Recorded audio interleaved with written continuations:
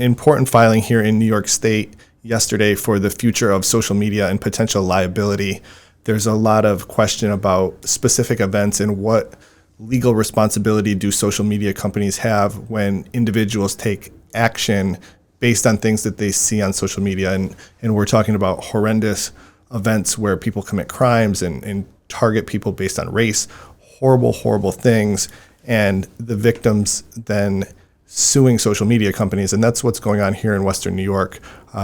Terrible tragedies, and all the social media companies have been sued. So they made a motion to dismiss that case based on the idea that social media platforms are really just a message board. And on a message board, everyone agrees that the owner of the message board, whether it's the internet provider or a simple corkboard, isn't responsible for what other people put onto the message board.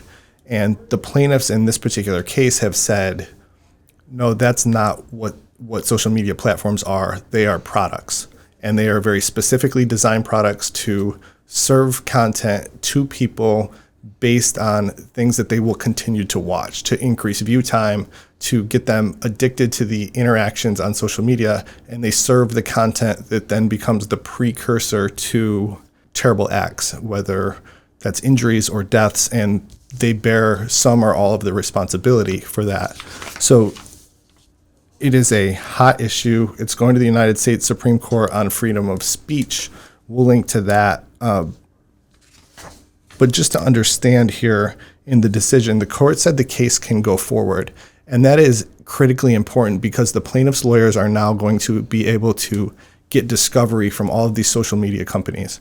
And they're going to see a view behind the curtain of how they target people, how they target young people, how they get people to interact with their platform. And there will be emails, there will be messages, there will be strategies as to how do we increase consumer or user engagement. And then down the road, these plaintiffs will have to make an argument to a court that says this action makes them legally responsible. So there's a 10-page decision, and the social media companies, first of all, say that there is no duty owed to victims of crimes. They put out their product, so to say, or their platform, and people who don't use it are not owed a legal responsibility. The court says that a manufacturer of a defective product is liable to any person injured by that product, even if it's just a pedestrian on the street. The second argument of the social media companies that was rejected by the court is there's no proximate cause from their product to an alleged injury or death.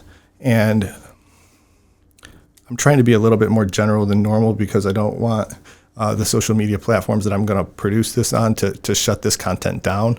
So, but if there's a criminal act, some people would argue, or the defense argued, is that's not reasonably foreseeable for a manufacturer or a social media company to be responsible for. When someone commits a crime, you can't be responsible for someone who commits a crime. Everyone knows that a crime is illegal, and that breaks the chain of the any potential misconduct. So the law for a pre-answer motion to dismiss is you have to accept the complaint is true. The court said the case can proceed. That means a whole bunch of discovery, both paper discovery where internal documents can be reviewed, will be appropriate, and executives from all of these social media companies can be deposed. I would not be surprised if it leads to a settlement because they want to protect their internal information. Interested what everyone thinks about this. I hope they don't shut down this comment or content.